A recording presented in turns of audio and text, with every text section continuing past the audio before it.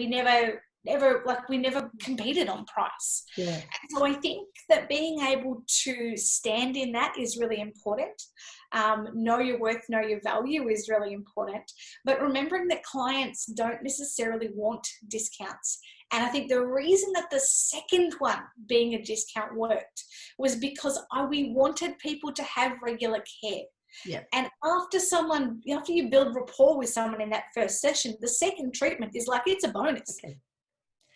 Hello, everybody who's listening into this podcast today. It's Paula Nutting, your musculoskeletal therapist. Not allowed to say specialist, apparently, get in trouble with AFRA. And this is my wonderful friend, Elicia Crook, who has been instrumental in assisting me on my journey to my business skill set. And hopefully she will be able to help you guys who are listening and watching this make some solid pathways to yours. So, hey, Elicia, nice to see you. Give us the elevator pitch of how long you've been around, and then we're going to dig deep into what you've got to offer.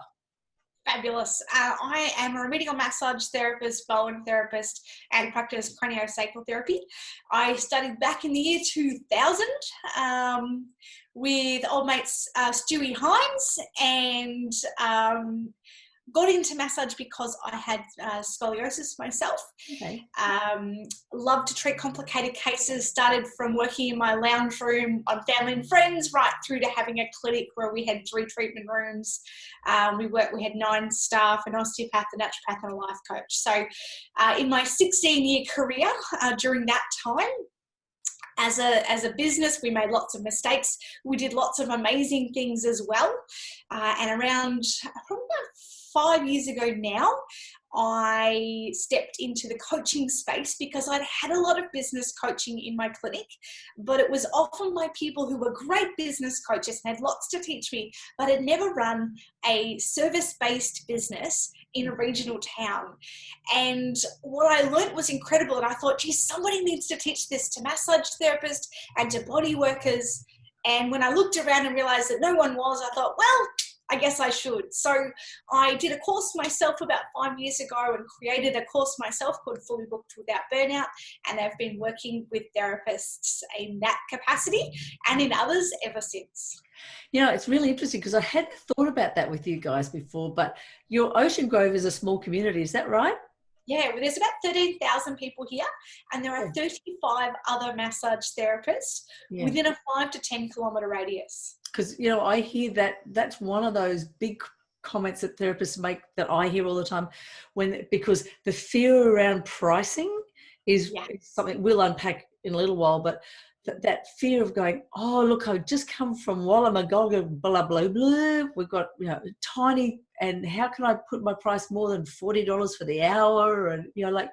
Everyone else is charging less. And and like you've lived it. So that's absolutely super interesting that you've that you've lived it and you've presented a technique and a marketing and a business plan and now coaching. So that's amazing.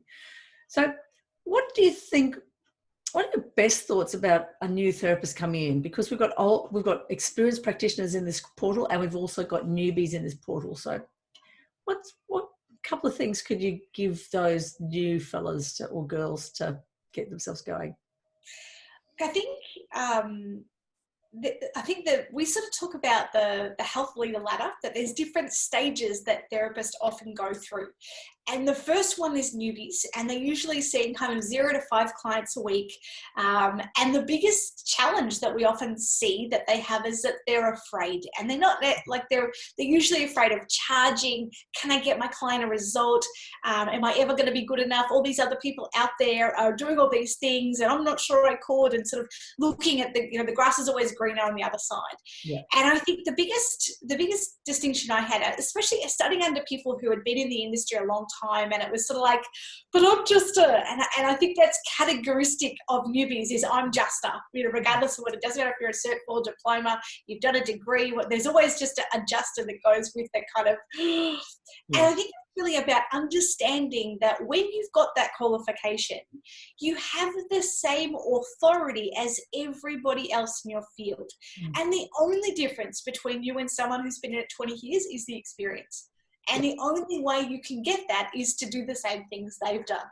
So I think the fact that you're already here says that you're investing in yourself, you're investing in your time, and you're already willing to learn. And that usually we know that someone moves through that newbie stage because there's something inherently inside them that just clicks and they go, I've got this. Yeah. And usually when they're ready and they're locked in light and go, yeah, I know I'm good at what I do.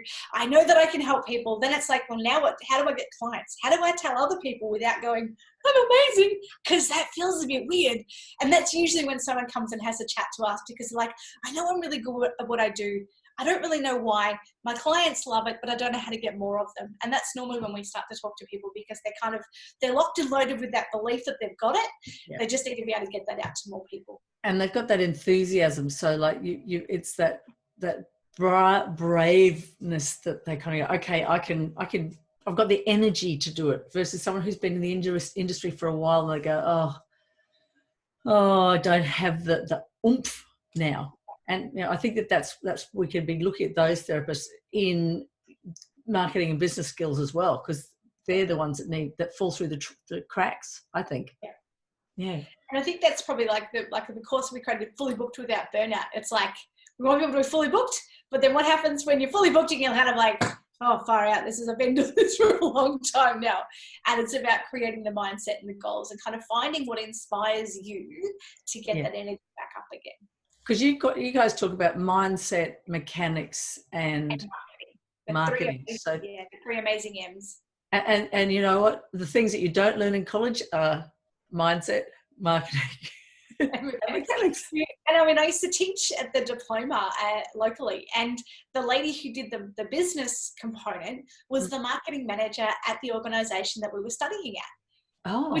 Fabulous, except for the fact that she's got a multi-million-dollar budget, something that most therapists couldn't even dream of, creating that kind of income across a 30-year time period.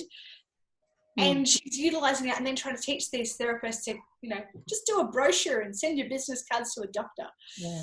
Do you have a strategy that you kind of think, how much, if I'm getting 5 patients or clients a week, how much do I invest in of that, the money that I get there? How much do I invest? Is there a magic bullet, a magic number there? Great. I think they recommend that you invest, well, probably bigger businesses, maybe like 30% is meant to be a marketing budget. Okay. But I think that's getting a bit ridiculous when you're looking at 3 clients out of 5 spending on Facebook, especially if you're only charging $50 or $60 an hour. One of the things that I did, so I worked at a chiropractic clinic, and then I did a season up at Mount Hotham at the snowfields with my fabulous husband. We had 4 months up there, which was wonderful. Got lots of great experience. And when I came back, my business had totally died. I'd left with a couple of subcontractors, which we were allowed to have back in the day. I hadn't trained them. I had no systems. I had nothing. And I came back to basically a business that was completely dead. And I thought, So I sent them all a letter and said, well, come in and have a massage and you'll get your next one free, which was great. I was fully booked for that month. I got all my clients back. It just meant that I had to work for an entire month for free, and that sucked. So I don't recommend anyone do that. But what I did for the following month is I said to them, right, well, that worked.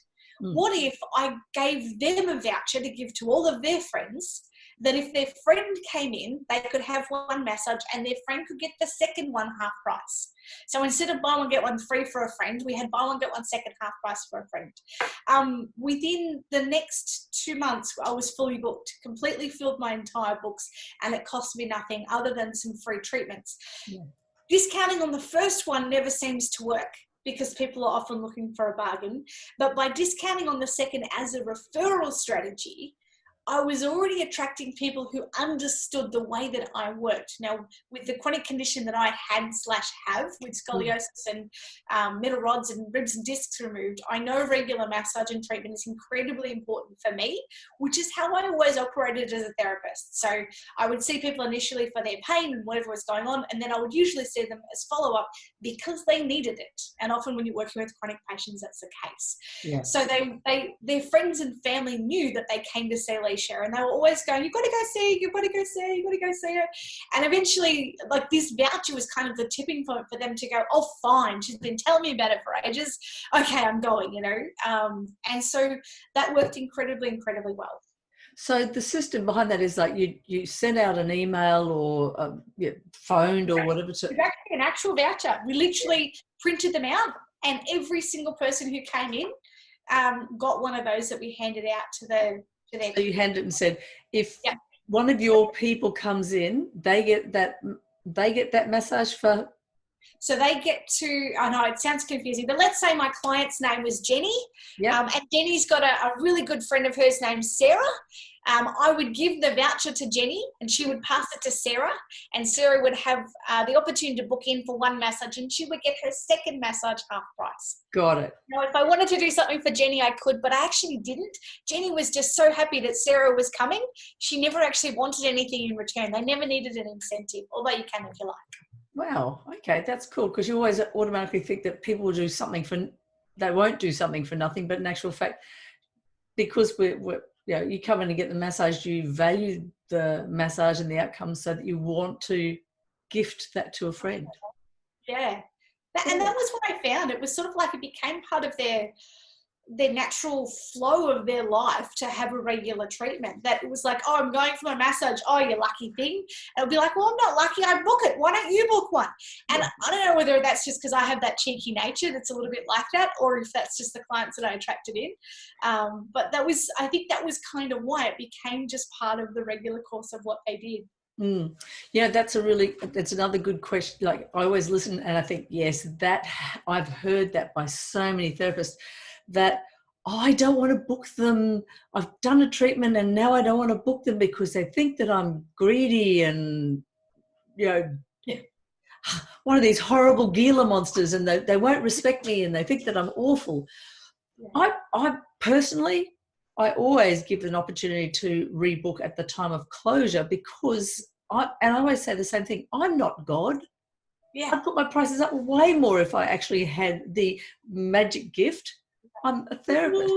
Yeah, exactly. So I don't have tickets on myself. I just think that that's what we do. That's the same philosophy. Absolutely. Because I think we learn so much, whether you've done a Cert 4, a diploma, a degree, wherever you're at in your education, we have learned so much about the human body, and we understand the way it's meant to be, and we understand the differences that happen. Our clients have no idea. Yeah. They have zero clues about how their body operates, how much water they should drink, why that's important, how they move, how they sit, how they sleep. They don't have any conscious awareness of it. Yes. And so we have to be able to teach them what to do. Now, if I say to someone, hey, I'd love to see you again next week, and they go, no, thanks. Okay, sure. No problems at all. Ring me when you're ready. Make a booking online. We've got online bookings, and off they go. But majority of the time, the reason that people don't book in again is because we as therapists don't ask. Yeah. And we are the healthcare provider in that space, and we have all the knowledge and wisdom. And if we don't tell them what we think they need, they can't make an informed decision. Yeah, and that's duty of care in my mind. I probably wouldn't pronounce. My language would be slightly different. I probably don't, and because I'm so remedial musculoskeletal, I wouldn't say, would you like another? But I'll always come through going, checking end range. I think you're still stiff or stuck over here, or you haven't got quite this happening. We probably need 1 or 2 more sessions, and I'm happy to, look, let's get a time now. And if you feel fine, cancel it. But I can't guarantee you're not going to be able to book it in a week and a half's time, because it's hard to find spaces. And I think that one of the funny things that happens is that, I talk to clients our clients all the time about rebookings. And what happens is when someone starts to get booked out, and all of a sudden your client goes, oh, what? You're like, oh, yeah, cool. I'm sorry, I can't make an appointment for another 2 or 3 weeks. And they go, why? Oh, because I'm fully booked. Oh, well, book me in now. Yeah, and it's like that scarcity changes everything. And the therapist goes from, I feel really good for asking, to, well, if you don't, you're not going to get a spot. And the balance of power, of intention, like of the conscious power changes. And it's just simply because the therapist has gone, yeah, actually, I can't see you today because I'm already booked out. And then, you know, this is kind of this inside part of the going on. I'm really proud of that because I worked really hard for it. But I think that that's the difference between someone who's confident in rebooking and somebody who just hasn't found the confidence yet. And it's rare that rebooking rates go up steadily. You either are rebooking at like under 50% or you're rebooking at 90%. Like there's no, it's rare that it's in between, because once you get it, you get it. And so for that, yeah. Yeah, no, go. So for those people who have that they'll finish cleaning up the room and the client goes out to the receptionist, how do they deal with that if the receptionist hasn't got the, you know, do they sit there, like you get your receptionist to say, does she want to, or does he want to see you again? I would meet the therapist out of the desk. This is what we used to do at the clinic. We would meet the client out of the desk. How you feeling? Agree with whatever they would say, and go. And then, you know, as the expert in the room, I would love to see you again in a week's time, or let's make that spot for you in the next couple of weeks. Now, I wouldn't say cancel, but I would say if you need to reschedule, let us know. And then I would go into the treatment room. And if the client was like, no thanks, fine, no problems. They just wouldn't make the booking with the person who was right there. But then the receptionist would go, great, so can we make that appointment in a couple of weeks? And instead of the receptionist feeling like, oh, I'm going to be that weird, icky salesperson, it's just a following on of a conversation. Yeah. And 95% of the time, people do.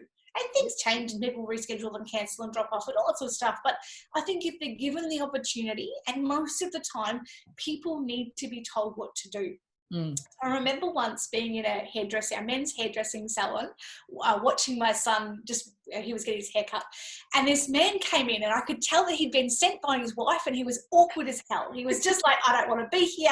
I don't want my hair cut. I hate having to do this, and she's right and I'm not letting her know. And he walked in and he was like, oh, you got a time? And she was like, no, we're booked out. And that was it. She said nothing. And he was like, oh, okay. And he left. And I thought all she needed to say was, I don't have time now, but this is what we can do. Can I make you a spot for tomorrow? And he would have been like, yep. Because if he went back home with an appointment, he wasn't going to get in trouble.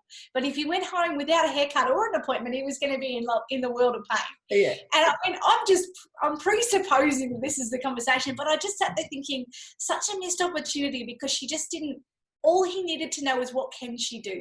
You know, and I think sometimes that's often what our clients need to hear as well. They just need to know what can we do for them, and then they get to make that decision based on whether it's right for them or not. Yeah, and you know, someone who's completed their Certificate 4, who's working within a spa situation or working by themselves, you still have a value. There's the value to putting hands on sensory calming the vagal system, improving the neurotransmitters, everything. Don't think that because you haven't got a degree in health science that you're no less important to the people that you treat. So yeah, it goes right across the board to me. Absolutely. Yeah. So I think I threw a question at you. What one marketing idea do you think that won't send you broke? That's kind of that thought about doing one for half price type thing. Is that? Yeah, and I think it's important with the second one half price and for a specific time period. So I'm a big fan in not discounting. I'm yet to meet someone who did the old Groupon Scoopon thing and said, oh, my business went amazing and I'm a millionaire and I'm retiring early, ever. Because the people that are attracted to that are often, what we say very politely is, they're not a values match to your business. So, you know, don't do that. And I found that if you do a cheaper price at the start, then you're negotiating on price. And I remember once having a situation at our clinic where we'd lost a bunch of staff. We had some injuries, some pregnancies, and some stuff went down, and it was like, great. So I had a whole new bunch of clients that I had to, new staff members that I had to get clients on board and kind of get our loyalty back with the regulars and get new people in to see them as well. We had 5 new staff members start within 6 weeks, and it took me 90 days to get everyone booked out and rebooking at 85%. One of the things that we did was I tried, in my frustration, $10 off, $20 off, $50 off, 50% massages. And I got crickets chirping. And I was like, do you know how much money it is to send text messages by bulk through email systems? It was so much. And I'm like, oh my gosh, I'm racking up all this money and I'm not actually getting any responses from it. One day, just out of sheer frustration, I said, appointments available today, save time, book online. And I had 7 bookings within 24 hours. And I went, huh? And it just dawned on me that we've never competed on price. And our clients knew that, but what we did have to compete on was appointments available, because often there weren't. Yeah. So the availability was something that people cared more about than how much we charged. We were very open with our pricing. We always put it everywhere that we were marketing. There was always our prices. We were the most expensive clinic in our area, and we never competed on price. Yeah. And so I think that being able to stand in that is really important. Know your worth, know your value is really important. But remembering that clients don't necessarily want discounts. And I think the reason that the second one, being a discount, worked was because we wanted people to have regular care. Yeah. And after you build rapport with someone in that first session, the second treatment is like, it's a bonus. They're going, oh, I slept really well and I could walk and I walked the dog and I went and played a game of golf and now I'm super sore because I've done this and this and this and I probably shouldn't have, but it was awesome. And oh yeah, do more of that, love. And that was usually the comment that I got. And I think that I don't really know the science behind it, but I think that it's really important to not discount on your first session. And if you're going to, then do it on the second one, but only do it for a certain space of time. And as you're building, you might say to every new client who comes in, if you gave them one of those, vouchers that I was talking about, the letters, handing it to them, you might find that is a really great marketing strategy just to every new client. When we did it, if we had staff that had just started and we were working on building their client base, we'd often do that once we knew that they were a match and that they were up to scratch with the way that we treated. We would do that usually for a 1 month period, and someone would then have like another month to actually initiate the first booking. Yeah. And that strategy filled our client books more times often because we had so many clients coming in, and there's something about it that it just really, really works incredibly well. And I think that sort of using the language of appointments available today, talk about that on your Facebook page. They don't have to know that you've got 18 appointments available this week that are all free. But if you say, I've got one today at 4:00, they might not know that you also have one at 3 and you might have one at 5 and 7 and 8.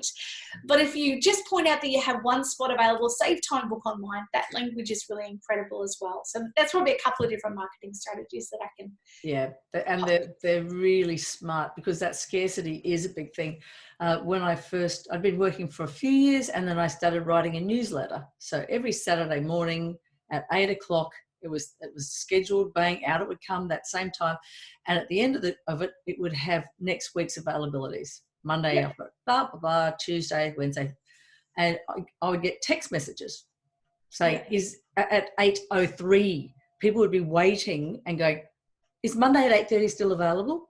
And yes, and it was wonderful, because and you'd be the same. We love to give you that. What's your extra bit that you give to your clients so that they feel special?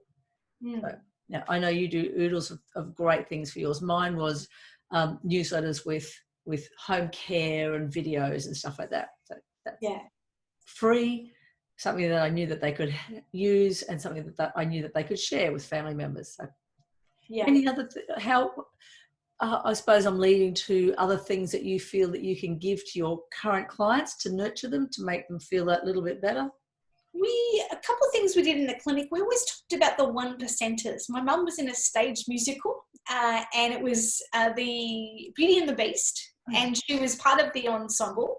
And the producer would talk about that there were lots of little things that happened as part of the production that not every person would notice, and he called them the 1%ers. And I remember her sharing that with me, and I thought about our clinic and thought about all the little things that we did to make a difference. And at one point, our doors banged a lot, so we got those little rubber strips and put them around there, and it just made the doors seal a little bit better. We had electric blankets on the table. We're down in Victoria, so of course it's freezing cold. When someone walks in, maybe not in COVID times, but normally in normal times, when someone walks in and they lie down the table and it's warm and toasty, it's delightful. It's absolutely delightful, especially as Bowen tends to lower your temperature, and for some reason some people shiver towards the end of it. It just kind of keeps you warm and snuggly. We always finished with a scalp massage, and it didn't matter which of myself or my staff that you saw, every person always finished it. We would drape the same.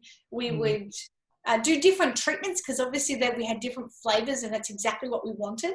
But how people experience those treatments outside of each other was the same. And that scalp massage at the end is just, if I have a massage now and someone doesn't do it, I'm like, my scalp massage. But I think that they're the things that, even going back to that poor man in the hairdressing salon, just remember to tell your clients what it is you want them to do in the clinic. Like, just because they come in, that doesn't necessarily know that they mean to take a seat.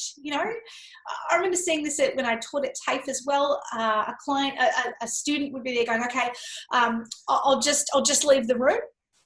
And I remember saying, and what would you like the client to do? We just get so used to head down, jocks on, everything else off, head up this end, pillows for your feet, bobble towel behind you, like a Superman cape, and off you go. That it rolls off the tongue like that we just get so used to it. But they may not know what it is you expect of them. Some people will, they'll just be used to, well, there's seats and I'm in a clinic, I should sit. But there are people that sometimes just don't understand how to work. So just saying, hey, take a seat, I'll be with you in a couple of minutes as I'm getting sorted with my last client. And I think those little 1%ers go together to make up a whole treatment when people are actually physically in your treatment room. And I totally agree with you there, Elicia. It's one of those things that you have to stand. Why would I go see you when I could see you or you or you or you? When I go to see you, I feel really comfortable. When I'm comfortable, what happens? I'm relaxed. What happens to my muscles? They're relaxed as well. It's a whole job lot. Yeah. So what mistakes have you made that other therapists might be able to learn from? So many. I think my very first one that I remember is I did a letterbox drop. That's mistake number one. Oh, yeah. Mistake number two was the one person who called. I got so tongue-tied on the phone I couldn't even speak to him. I was like, he's like, oh, I think I've got the wrong number. And he hung up, and I went, oh. And that's probably the only call I've ever had from any letterbox drop ever. So mistake number one is, if you're going to put out a marketing campaign, be clear on what it is you like to say when the person calls you, because the purpose to doing it is for people to call you. So that's mistake number one. I know when I very first started with staff, I just had the wrong people, and it was just through lack of really knowing what I wanted. For example, I had one member of staff who was only seeing one client after 12 months. Now, the mistake in that is not so much the person, because they were a fabulous person. It was my leadership style at the start. And I think that probably something that I think that all mistakes are an opportunity to learn. But the one thing I think I would like to change is to get clear on my goals and have someone walk it with me, because I think I would have gotten where I wanted to get a lot quicker. And I look at what we've achieved in the last 8 years, and I think the 12 years before that, it just took a long time for everything to happen. And then when it did, it was kind of like, we sort of took off really, really quickly. But I think other mistakes that we made, being too generous with our staff at the start. With contractors, we paid them way more than we should have, which made the business unsustainable. And I think that comes down to boundaries and lack of them. And that's something that I see with a lot of therapists. We're often very kind, gentle-hearted people, and we don't want to upset someone. But at the end of the day, you're running a business, and there's risk when you run a business. It's the time, effort, energy, and risk. That's what you get paid for when you hire staff or when you bring on board your team. Be clear on who you want to work with, because we weren't. We just we would work with anyone. And I think as soon as we got really clear on our niche, or we had quite a few niches, but when we spoke to them specifically, it made the world of difference. Yeah. And if you're going to rent rooms out, make sure that their values match to your clinic, because they definitely bring a flavour through. For example, one day we had a tenant who decided to sage the clinic for us. Now, I don't know if you've experienced sage, but it's hideously stinky and just smells horrendous. And we've got all these relaxation clients, so we've got an osteopath, and and we're just sort of there going, and trying to open windows and get rid of the stench. And I'm like, I don't care what was there before you saged. I'm kind of happy to just let it be, because it stinks to high heaven, and it's just not part of my value set, and that's okay. I have no judgment for people who do one. Just don't do it when I'm around, because it stinks like anything. And stuff like that. And I think it just comes down to me at the time of my lack of personal leadership, because the more certainty that I have and the more certainty that I grew, the less that stuff happened, and the more it was like, right, this is where we're going, this is the kind of clinic that I want to run, these are the people that I want to work with, these are the people that I want to work with me. And the clearer that I got with that, the better everything flowed. Yeah, I've seen the work. There's two things that you guys do that are really clever. One is that you set up your mission statement, values and visions, so that you've got that clarity. And the second one, which took me a while to do because I was like, it's going to take a long time, and I'll be bothered, is to set up the avatar. So actually draw up if you're hiring, draw up exactly.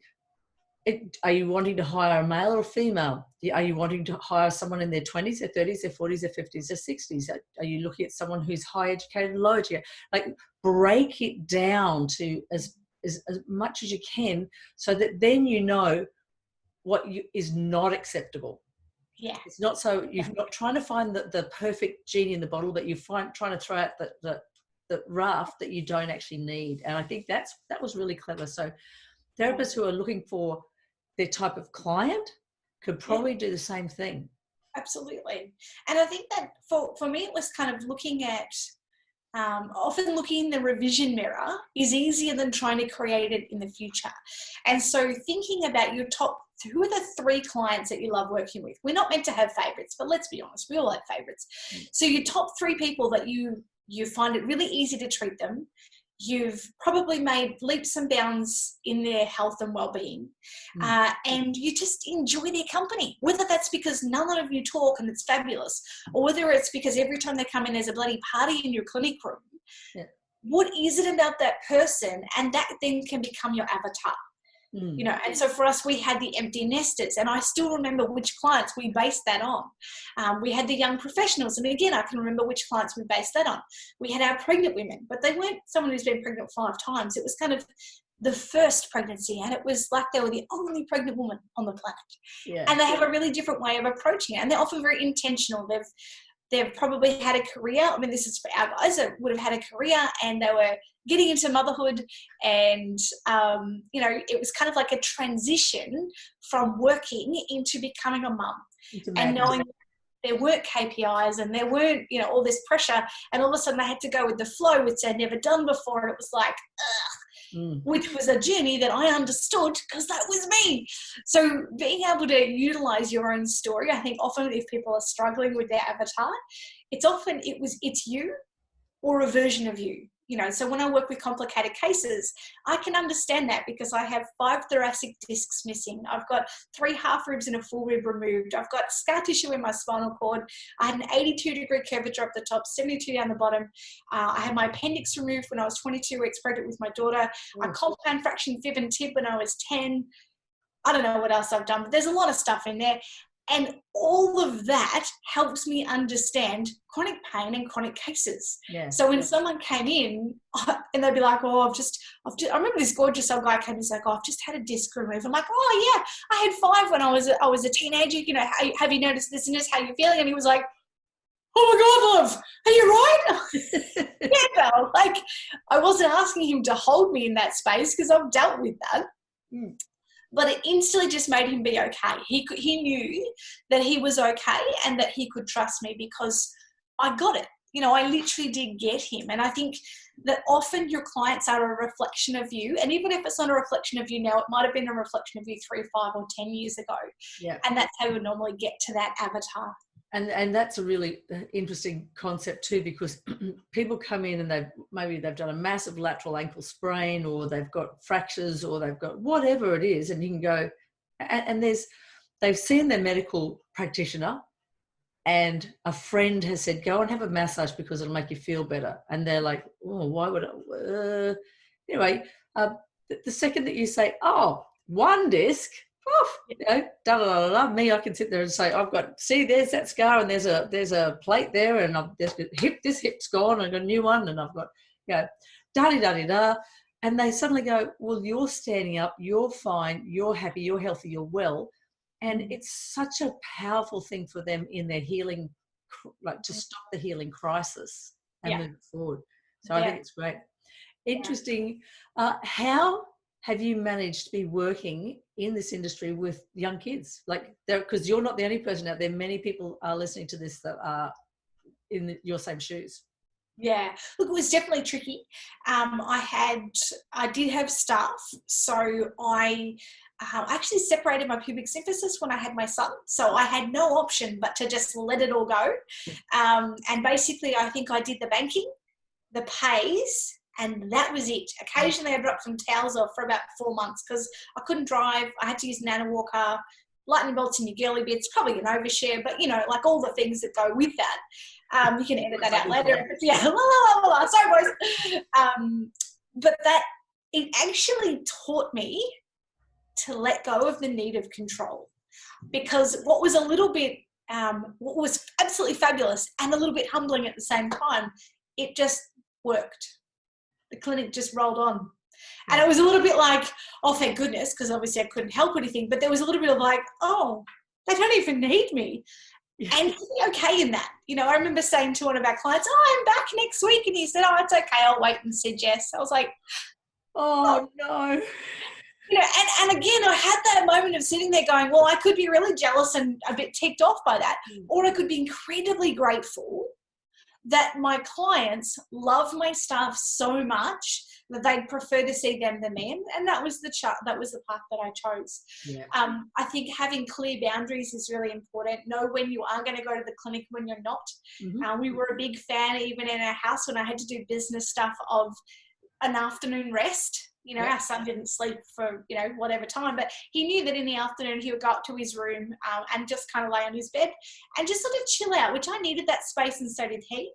And it meant that it was usually while his sister was sleeping, and it meant that then I could get some work done. And I think that I knew then every day that I had a couple of hours worth of time for work, which I think just being able to know, okay, it's all right, I may not be able to do that now because I've got young kids, and that's fine, I'll attend to them, and we'll go to the park and we'll have snacks and all the things and do the painting. And then knowing that at 1 o'clock they'd be in bed or at least resting, and then I could get some work done. And I think having those time boundaries and being able to work, you know, be with the kids and be present with them, and then be present with the business stuff, for me was really powerful. Because I didn't feel like I was constantly, you know, drawn into both. And I think that probably got me through, as well as exceptional mum and mother-in-law that also looked after the kids a couple of days a week for us, which was amazing. But I think managing it personally was letting go of the need for control. And then creating time boundaries for myself that meant that I knew I could do something for me when I worked on the business stuff each day. Yeah. And even if you are in that space and you're listening to this, it doesn't have to be 2 hours in the afternoon. It can be 30 minutes or 20 minutes scheduled when you know that there's a deeper sleep time, or that you can. I remember my mother saying to me, I was like, I'm so sleep deprived because all my children had reflux terrifyingly, and I was like, there's no point in me having a sleep. I'll be sleeping for 5 minutes and up. She said, look, 5 minutes is 5 minutes. Yeah. Don't be judging. Like, it's not 7 minutes, so I'm not going to sleep. Like, get over that hurdle. And the other thing is get a cleaner. That would be one of my biggest pieces of advice. At that time, I could only afford one once a fortnight, and she used to cost me $50 cash. Yeah. And I love her. I still love her. I still remember how much I love her. because it meant that I didn't have to do all the work and I could keep things tidy in between the 2 weeks. But again, it meant that every fortnight I knew that I could walk home and my house would be amazing, and it was awesome. Yeah. And for people often go, oh, it's so expensive. It's like, well, actually $50 a fortnight when you're working isn't. And so just if you can afford more, do it. But if that's what you start with, I think that a lot of relationships, I think, would be in a happier place if people got a cleaner and stopped trying to make their partner pick up after them, or stopped trying to make their kids not be messy, because that's what kids do. I'm still at that stage with my partner. I'll come home. It's a pet peeve, and I should big deal, but he'll take his clothes off and put them beside the laundry basket. So the other day I said to him, yeah, they're not going to climb in themselves. You do know that. You have to watch Michael McIntyre. He's gold. His wife picks on him for that, and I highly recommend just Google clothes next to the basket Michael McIntyre. It'll. All right, I will. Because I did the washing when I got back this afternoon from wherever I was, and went, no, I'm not going to. It's not okay. First world problem, but not okay. So, what would Elicia Crook tell a new Elicia Crook coming into the industry? What is there something that if there was one thing you could give that would help her on her path, what would it be? I think don't be afraid to ask for help and support. I think for me, I mean, I was only 19 when I graduated, and there was a lot of help offered. And I'm pretty sure that I thought that I had to have my shit together. If I'm allowed to swear, sorry, I'll say it again if you need to edit it out. That I thought I had to have all my stuff together. And the truth is that you don't. You know, I have a saying in my coaching clients, and I've taught to my daughter, that strong, independent women ask for help. And I think that it's something that, there you go, it's right there. Strong, independent women ask for help. And that's right. And it's like, it's so true. Even the other day we were watching Pirates of the Caribbean, and the main character's rowing her boat back to the bloody pirates again. And my daughter goes, oh, I feel sorry for her. I'm like, why? She goes, oh, the pirates didn't help her. I'm like, well, she's a strong and independent woman. She goes, yes, but she asked for help, Mum. And I love it when my daughter just fires back. She's 10. And I love that. And I think it's really true. And I wish that that's probably something that I had have done, is just not just being willing to ask for help, and going and getting a mentor, and just asking people around me. There probably wasn't business coaches back then. Up until about 8 years ago, I don't think a business coach really existed. They were really just for corporates. Even when I first started having coaching, it was kind of a very new thing, and it was because there was one business coach on the Ballerine. And certainly there wasn't many business coaches in our industry. And even now there's a handful, but there's not a lot. So I think that find what it is that you want, whether you want to be an exceptional hands-on practitioner, whether you want to be really good at marketing, whether you want to be really good with money, whether you want to be really good with your business, whether you want to be really good in your relationship or your health and fitness and well-being, whatever it is, find someone that has the results that you want, and then work with them until you're getting those results. Yeah, I'm huge into mentoring, and part of this membership portal is about trying to get mentorship happening. The things that I really love that you and James do is that you've got the Fully Booked Without Burnout. That's a course that people can go to. People go through. How do they get? If anyone is interested in that, how do they get involved? What's the process for that? There's probably jump onto our website, massagechampions.com, and there's a courses we run, and you can apply. We've got a 12-month course. We've got another one we help people just to go online. What we tend to do is we do a consultation with people first. We want to make sure that A, people have the challenges that we can help, but B, they've also got their vision and goals that we can help support them to get towards. And if not, we can certainly point them in the right direction. So we have like an application process that they can find out through there, just looking at the different courses that we have. Yeah, that's amazing. And that's exactly what you are doing. So I do love that. So super amazing that you've got that option for people.